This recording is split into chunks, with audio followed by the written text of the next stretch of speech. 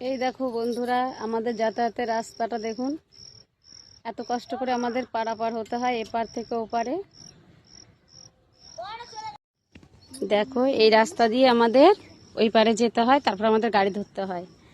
দেখো কত কষ্টে আমাদের জীবন কাটে। এই দেখো সব জল, এটা ডুবে যায়, এই সাঁকোটা ডুবেও যায় মাঝে মাঝে। দেখ আমার ছেলে আগে গিয়ে দাঁড়িয়ে আছে। হুম হুম এই দেখো কত কষ্ট করে আমাদের জীবনযাত্রা চলে। এদিকেও জল, এদিকেও জল। এই দেখো এই সাঁকোর উপর দিয়ে সাইকেলও কত কষ্ট করে পার করতে হয় সবাই।